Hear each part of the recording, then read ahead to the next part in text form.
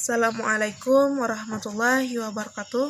Perkenalkan, nama saya Halimah, NIM 190102010311 dari lokal HKI 19D, semester 6, jurusan Hukum Keluarga Islam, Fakultas Syariah, Universitas Islam Negeri Antasari, Banjarmasin. Berdasarkan ketentuan pasal 4 ayat 1 Undang-Undang Republik Indonesia Nomor 30 Tahun 1999,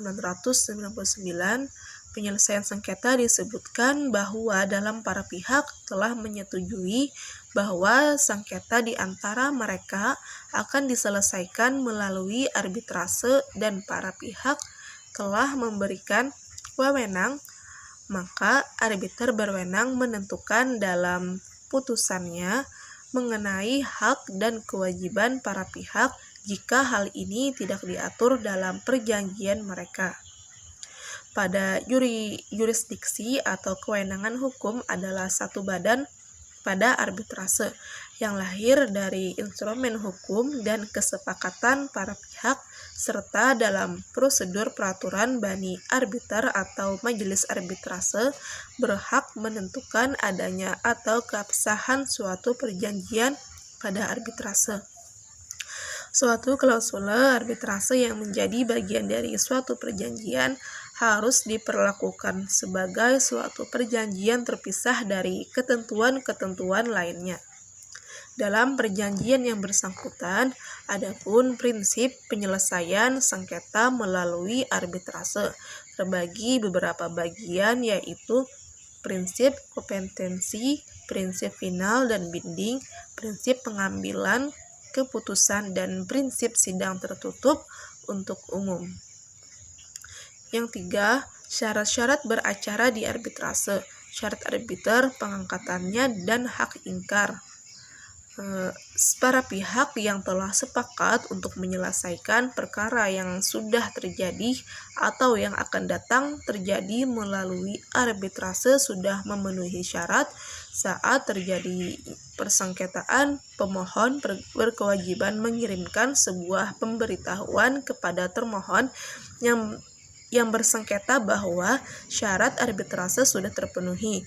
Adapun syarat-syarat untuk menjadi seorang arbiter menurut pasal 12 Undang-Undang Nomor 30 Tahun 1999 adalah 1. Cakap melakukan tindakan hukum, 2. Berumur paling rendah 35 tahun, 3. Tidak mempunyai hubungan kekeluargaan, sedarah atau semenda sampai dengan derajat kedua dengan salah satu pihak yang bersengketa, 4. Tidak mempunyai kepentingan finansial atau kepentingan lain atas putusan arbitrase.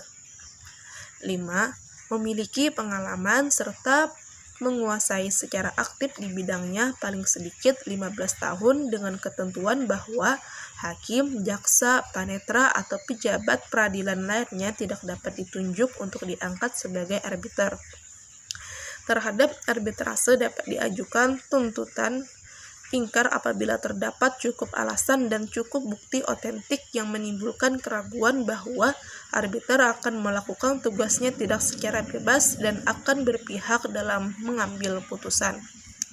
Tuntutan ingkar terhadap seorang arbiter dapat pula dilaksanakan apabila terbukti adanya hubungan kekeluargaan, keuangan, dan pekerjaan dengan salah satu pihak atau kuasanya. 4. Acara yang berlaku di hadapan majelis arbitrase, pemeriksaan dan pembuktian. 1. Acara yang berlaku di hadapan majelis arbitrase terbagi menjadi dua bagian yang terdiri dari beberapa pasal. Yang pertama acara arbiter dan yang kedua saksi dan saksi ahli.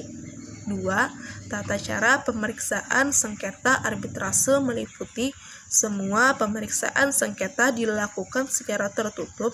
Bahasa yang digunakan yaitu bahasa Indonesia, kecuali atas persetujuan arbiter atau majelis arbitrase, para pihak dapat memilih bahasa lain yang akan digunakan.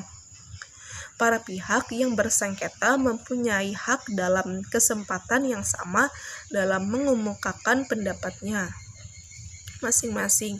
Para pihak yang bersengketa dapat diwakili oleh kuasanya dengan surat kuasa khusus. Pihak ketiga di luar perjanjian arbitrase dapat turut serta dan menggabungkan diri dalam proses penyelesaian sengketa melalui arbitrase dengan syarat terdapat unsur kepentingan yang terkait. Keturutsertaannya disepakati oleh para pihak yang bersengketa dan disetujui oleh arbiter atau majelis arbitrase. Para pihak bebas untuk menentukan secara arbitrase yang digunakan dalam pemeriksaan sengketa, dengan syarat harus dituangkan dalam perjanjian yang tegas dan tertulis. 3. Proses pembuktian dalam pemeriksaan sengketa arbitrase yaitu pembuktian melalui alat-alat bukti oleh para pihak dan pembuktian dengan saksi atau saksi ahli. 5. Produk arbitrase binding opinion dan putusan. 1. Binding opinion atau pendapat arbitrase adalah pendapat mengikat yang diberikan oleh suatu lembaga arbitrase yang diajukan oleh pihak dalam suatu kontrak terhadap suatu masalah atau hubungan tertentu dari suatu perjanjian. Sedangkan putusan adalah putusan akhir yang diberikan arbitrase terhadap suatu sengketa di antara para pihak. 2. Dalam binding opinion memuat beberapa hal, di antaranya penafsiran ketentuan yang kurang jelas dan penambahan atau perubahan pada ketentuan yang berhubungan dengan munculnya keadaan yang baru. Sedangkan dalam putusan memuat hal-hal di antaranya kepala putusan yang berbunyi demi keadilan yang berdasarkan ketuhanan yang Maha Esa, nama lengkap dan alamat para pihak, uraian singkat sengketa, pendirian para pihak, nama lengkap dan alamat arbiter. Pertimbangan dan kesimpulan arbiter atau majelis arbitrase mengenai keseluruhan sengketa, pendapat tiap-tiap arbiter dalam hal terdapat perbedaan pendapat dalam majelis arbitrase, amar putusan, tempat dan tanggal putusan, serta tanda tangan arbiter atau majelis arbitrase. 3. Berdasarkan pasal 60 Undang-Undang Arbitrase bahwa putusan arbitrase bersifat final dan mempunyai kekuatan hukum tetap dan mengikat para pihak. Para pihak harus menghormati dan tunduk kepada putusan arbitrase tersebut dengan melaksanakan isi putusan arbitrase atas dan dasar itikat baik. 4. Berdasarkan Undang-Undang Nomor 30 Tahun 1999 tentang arbitrase dan alternatif penyelesaian sengketa. Pelaksanaan putusan atau eksekusi putusan terbagi menjadi dua macam, yaitu eksekusi putusan arbitrase secara sukarela, yaitu eksekusi putusan secara paksa, yaitu yang melibatkan pengadilan, namun sebelum pengadilan mengeluarkan perintah eksekusi, putusan arbitrase tersebut juga harus melalui tahap pengujian atau pemeriksaan di pengadilan yang nantinya bisa diterima, ditolak atau dapat dibatalkan dari permohonan para pihak. Mungkin itu saja yang dapat saya sampaikan. Salah khilaf mohon dimaafkan.